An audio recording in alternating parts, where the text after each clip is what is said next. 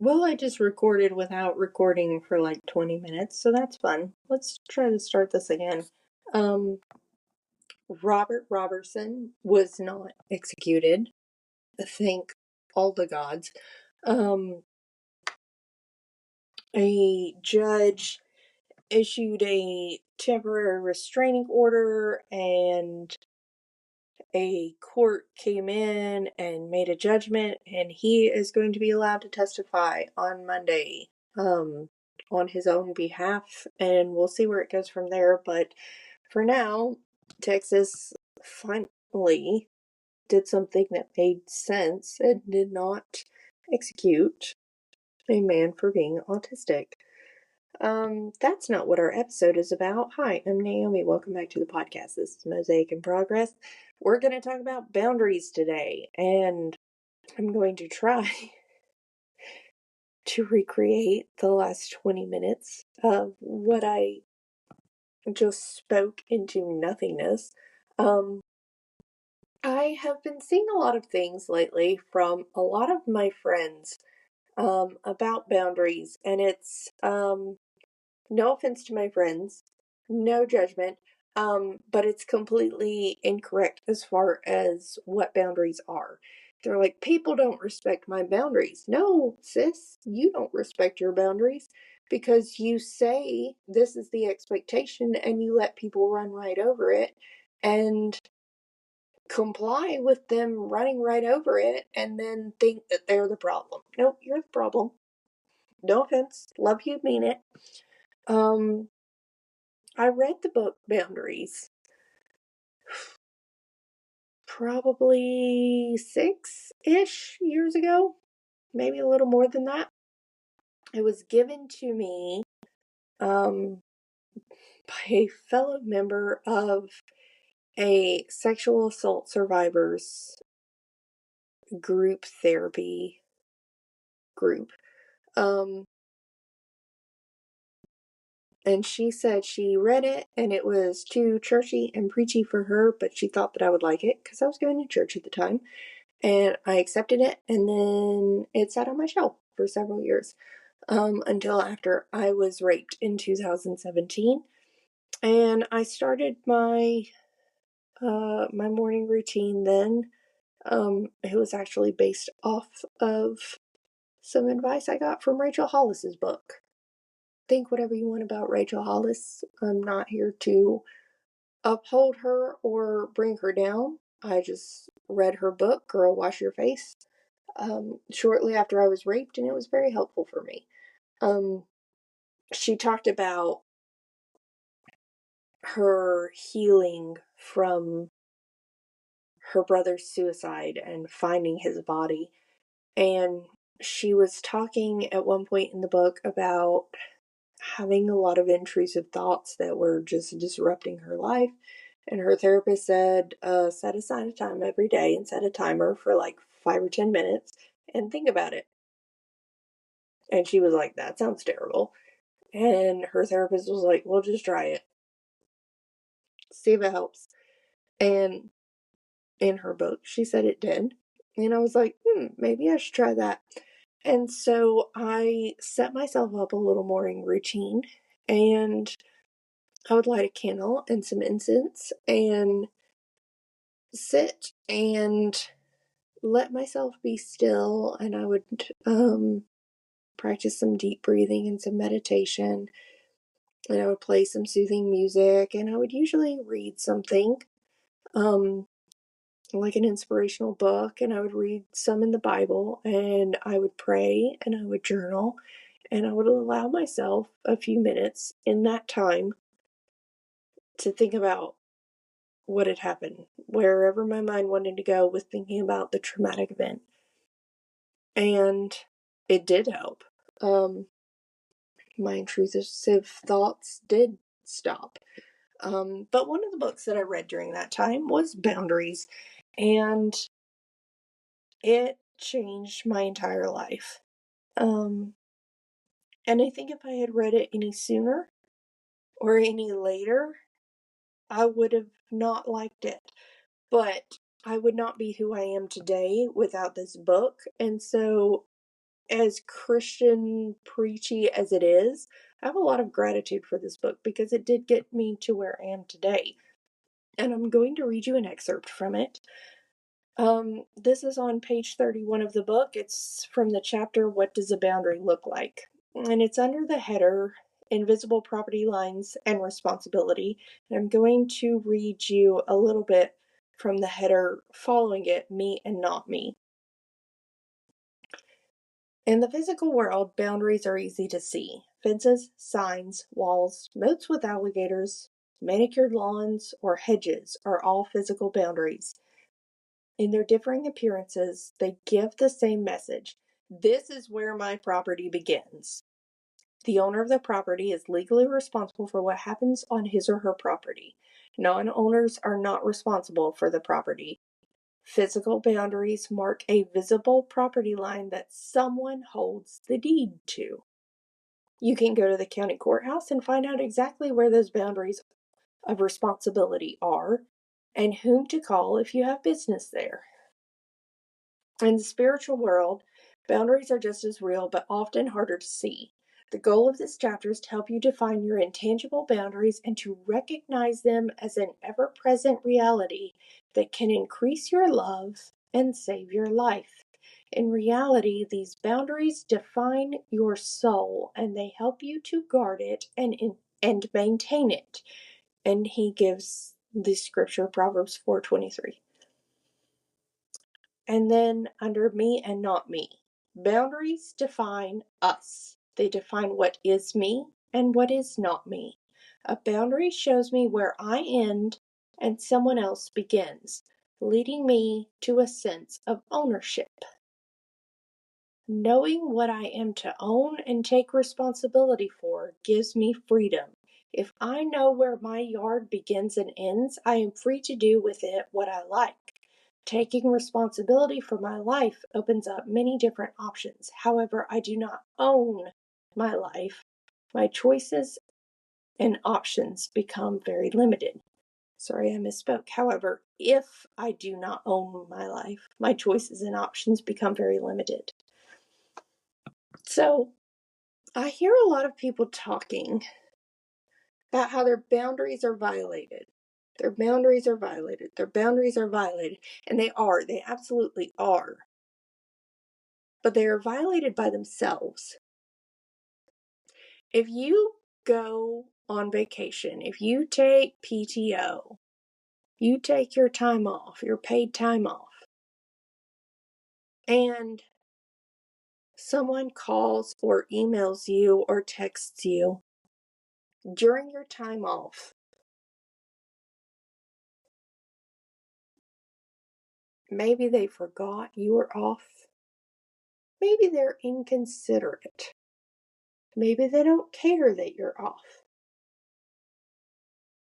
The boundary violation with that is entirely up to you. Because your boundary is, I am not working today. It is up to you to enforce that. If you choose to respond to them, to do work on the day that you have taken off of work, that is absolutely a boundary violation. But you're the one that violated the boundary, not your coworker or your manager or whoever it is. You're the one that violated your own boundary. It is up to you to maintain your boundaries and to stick with them. Blaming other people for violating your boundaries when you're the one doing it is victim mentality. This is not meant to be a preachy episode or trying to tear other people down or telling people they're bad or wrong. I want you to be empowered. Because so many people talk about boundary violations. I hear it almost constantly every day. You violated my boundaries. You violated my boundaries are violated. No. You let your boundaries be violated. Because boundaries are not a thing They're not a chain on other people. They are a standard we hold ourselves to. I am not working today. That's a boundary I'm holding myself to. You can choose to ignore that and try to get me to work, or you can choose to honor it and respect it and leave me alone. But regardless, my boundary is I'm not working today. If I work today, that is on me. That is a choice that I make. You didn't violate my boundaries by asking me to work. I violated my own boundaries by working on the day that I said I wouldn't. Now, side note, people who consistently ignore the boundaries that you have set, when you say, I'm not working today, or I don't like to be touched, or do not speak to me in that tone, don't call me that name, whatever it is, people who consistently ignore that should prompt you to a different behavior. And that is what a boundary is. It is your standard for yourself of what you are going to do and what you are going to allow in your life. If you allow people to get you to work on days that you say that you're not going to work, you violated your own boundary. They didn't violate your boundary, you violated your own boundary. What you need to do is, one, stick to what you say you're going to do, and two, reevaluate this person's place in your life. If you say, I'm only going to have 2 drinks when I go out, that's up to you to stick to it. It's nobody else's responsibility but yourself. Now, if you go out and you set that and you say that, I'm only going to have 2 drinks, and somebody's like, oh, here, let's have a third. We're out. We're going to be out for a while. You should reevaluate that person's place in your life, because that person doesn't respect you.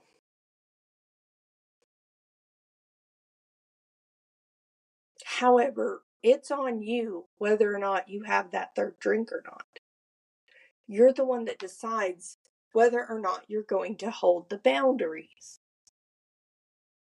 Just as I read this is where my property begins. That's a boundary. This is where me begins. It's where my decision making begins. If you're allowing someone else to have that much sway over your decisions in your life, the problem is not with that person. The problem is with you. You are the one who needs to fix your boundaries. Because boundaries are not just, I'm going to give you a command and you do it. That's not a boundary. Boundaries are you deciding where your life is going to go, how you're going to live. And to expect other people to comply with your standards is naive at best. You should expect that you will have to defend your boundaries, because that's life.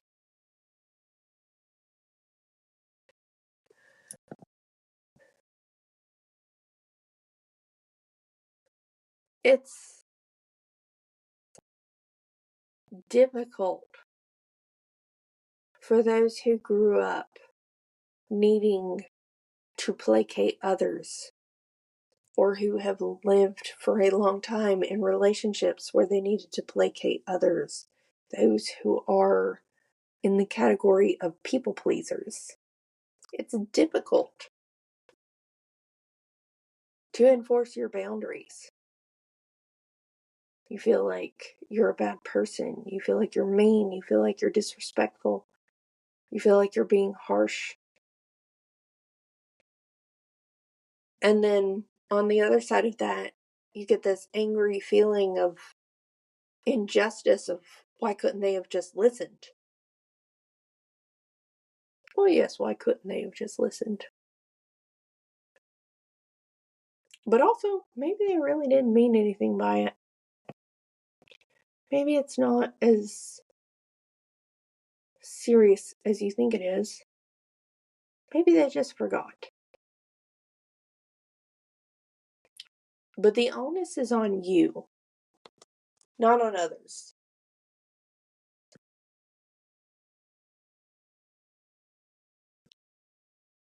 Placing a boundary around yourself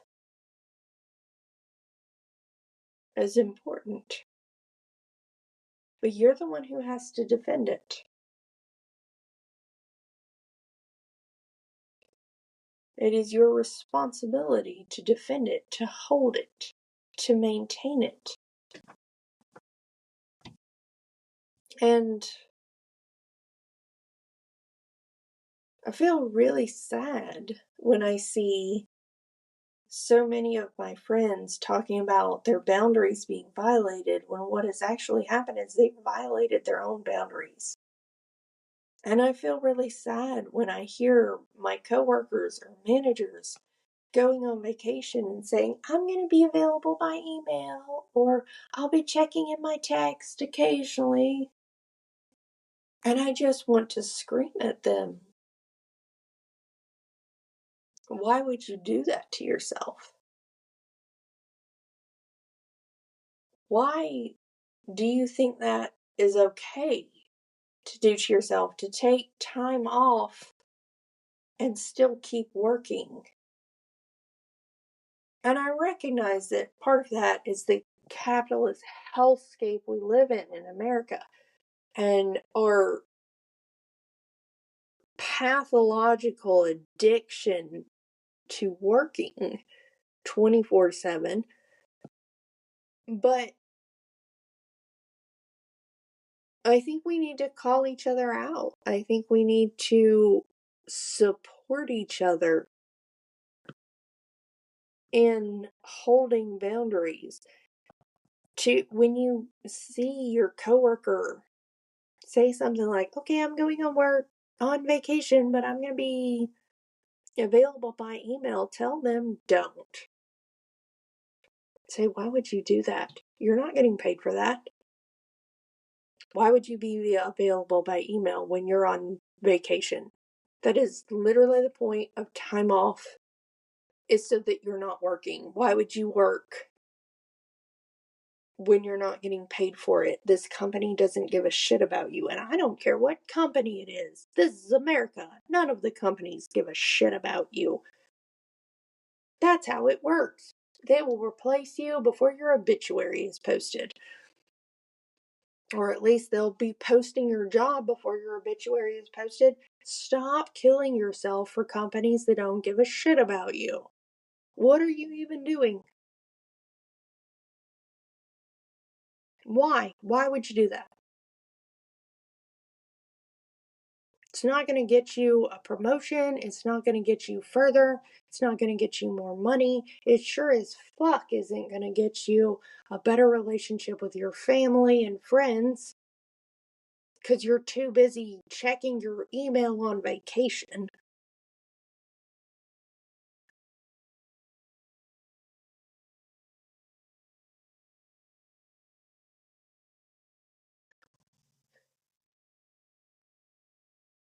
It is high time, number one, that we set our boundaries and stick to them, and number two, that we recognize the responsibility for boundaries is on us. And stop expecting other people to hold our boundaries for us. It's on you. If you say, I'm available by email but not by text on vacation, that's on you. First of all, you shouldn't have been available by email on vacation anyway. That is called wage theft.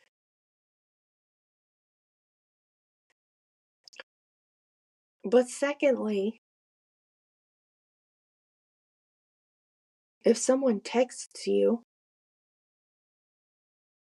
for work-related things while you're on vacation, ignore it. That's their problem. You don't have to make it yours. And by making it yours, you are perpetuating a problem that is pervasive in our society, where we are expected to be cogs in a machine 24/7. People talk about professional posts on social media or unprofessional posts on social media, professional ways of dressing or acting or whatever. We're not fucking work machines. We're humans. And just because we don't adhere to some ridiculous standard of professionalism 24/7 that our jobs want us to have, does not mean we're incapable of the job.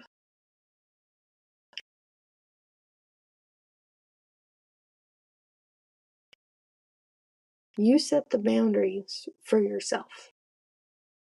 And you hold the boundaries for yourself. On your time, on your accessibility. And I'm speaking specifically about work things, but it goes so far beyond that. So many of us come from toxic family environments. You set the boundaries with your family about your accessibility, about your availability. It's not up to them to leave you alone. It's up to you to decide their accessibility,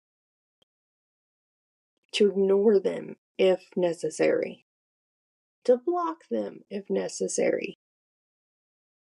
Your boundaries are your responsibility, just like your fence in your yard is your responsibility. It's not your neighbor's responsibility to not come over the broken fence. It's your responsibility to make sure the fence isn't broken.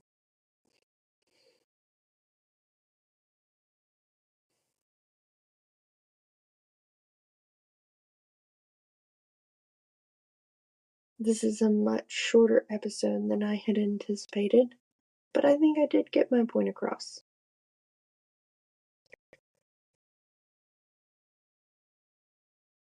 Please go to innocenceproject.org and look at their cases that they have. They're very organized. They have done so much research and have so much education about the topic and the different people who are on death row.